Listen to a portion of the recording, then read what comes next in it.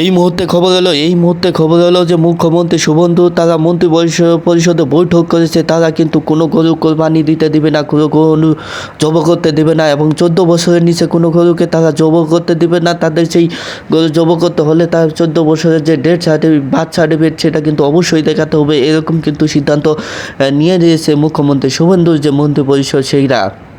এখানে কিন্তু সামনে আপনারা জানেন যে মুসলমানদের কোরবানি ঈদ, সেই কোরবানি ঈদে কিন্তু তারা এখন গরু জব করতে পারবে না, এরকমই কিন্তু সিদ্ধান্ত দিয়ে দিয়েছে। এবং তারা যদি সেখানে বিভিন্ন জায়গায় থেকে গরু কিনে নিয়ে যাচ্ছে, সেখানে রাস্তাঘাটে কিন্তু সেই গরুগুলো নামিয়ে নেওয়া হচ্ছে এবং তার সেখান থেকে কিন্তু নিয়ে যাওয়া হচ্ছে। এভাবে কিন্তু তাদের গরু ফেরত দেওয়া হচ্ছে না। বর্তমানে এইভাবে কিন্তু মুসলিমরা ভারতে খুবই বিপদের মধ্যে আছে, সামনে যেহেতু কোরবানি ঈদ। তো এখন কি করা যাবে, কি হবে সেটাই দেখার বিষয়, মুসলমানরা কি করে। তো এই মুহূর্তে যে বিষয়টা হলো যে এত গরু তাহলে কোথায় যাবে, এই গরুগুলো কি বার্থ সার্টিফিকেট কীভাবে হবে, সেই বিষয়গুলো কিন্তু নিয়ে এখানে ধোঁয়াশা হয়ে গেছে। তবে একটা বিষয়, সেখানে যে গরুগুলো, সেই গরুগুলো কিন্তু বিশ্বের বিভিন্ন দেশে কিন্তু কেটে কেটে মাংস প্রসেসিং করে কিন্তু রপ্তানি করা হয়। এই রপ্তানির সাথে কিন্তু দুটি কোম্পানির নাম উঠে এসেছে।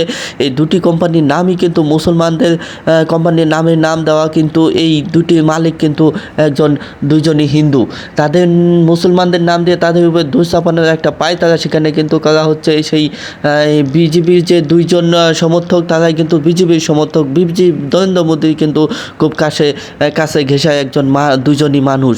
তো এই মুহূর্তে যে বিষয়টা হলো যে ইন্ডিয়াতে গরু যদি জব করা না হয়, তাহলে এই গরুগুলো কি হবে এবং কোথায় নিয়ে যাওয়া হবে। এই অবস্থায় কিন্তু যে ইন্ডিয়ার যে খামারিগুলো আছে, যারা গরু পালছে এতদিন, তারা কিন্তু প্রত্যেকে রাস্তায় নেমে বিভিন্ন থানার সামনে, বিভিন্ন রাস্তাঘাটে কিন্তু তারা আন্দোলন করছে। এই মুহূর্তে যে বিষয়টা সবচেয়ে বড় বিষয়, এটা হলো মুসলমানরা যদি গরু খাওয়া নিষেধই হয়, তারা যদি গরু জব নিষেধ হয়, তারা করলো না, তাহলে কিন্তু তাদের কোনো সমস্যা নাই। কিন্তু এই মুহূর্তে যে সমস্যা, সেটা হলো যারা গরু এতদিন কোরবানির জন্য পশু পালন করেছে, যারা এতদিন যায় এই গরুটা পশু পালন করেছে, খাওয়াইছে এবং বিভিন্ন ঋণ করে গরু পালন করেছে, তাদের কিন্তু সবচেয়ে বড় সমস্যা। এবং এটা কিন্তু এই সমস্যা একদিনের না, এটা কিন্তু আজীবন সমস্যা হয়ে দাঁড়িয়েছে। আরেকটা বিষয়, এখানে কিন্তু বলা হয়েছে যে শুভেন্দুর যে মুখ্যমন্ত্রী, তারা কিন্তু মন্ত্রী পরিষদ বৈঠক বসে সেখানে সিদ্ধান্ত নিয়েছে যে 14 বছরের নিচে কোনো গরু জব করা যাবে না। তো দেখুন দাদা ভাই, একটা গরু কিন্তু বাসে 6-7 বছর 8 বছর কিন্তু একটা গরু বাসে। তো 14 বছর যে পালতে কে পালবে? এভাবে পালতে তো 7-8 বছর পর গরুটা মারা যাবে। তাহলে তাকে খাওয়াবে কে, পালবে কে, নাড়া ফালাবে কে? এভাবেই কিন্তু যে খামারিরা আছে, তারা কিন্তু বিক্ষোভ মিছিল করছে। এবং যে মাংস প্রসেসিংয়ের যে ভিডিওটি আপনারা দেখছেন, এটা কিন্তু এভাবেই প্রসেসিং করে কিন্তু বিশ্বের বিভিন্ন দেশে যায়।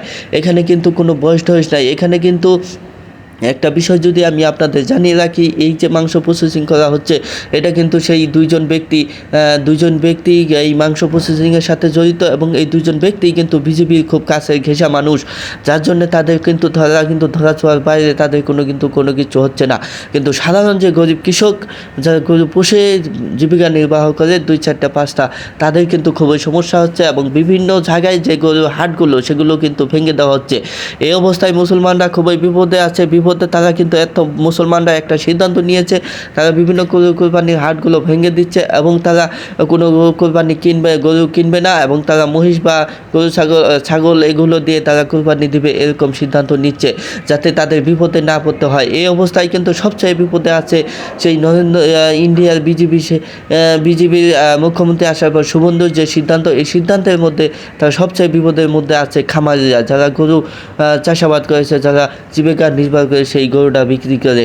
এইরকম অবস্থায় কিন্তু ইন্ডিয়াতে বর্তমানে চলছে। এবং বিভিন্ন মানুষ কিন্তু তারা সংবাদ সম্মেলন করতেছে, আন্দোলন করতেছে, সেখানে এসে তারা বলতেছে আমাদের বিষ কিনে দাও, ধরে নিয়ে আসছে, আমাদের ফাঁসি দিয়ে দাও, আমাদের গরুগুলো হয়তো তোমরা কিনে নাও, নয়তো আমাদের এই ব্যবস্থা করো।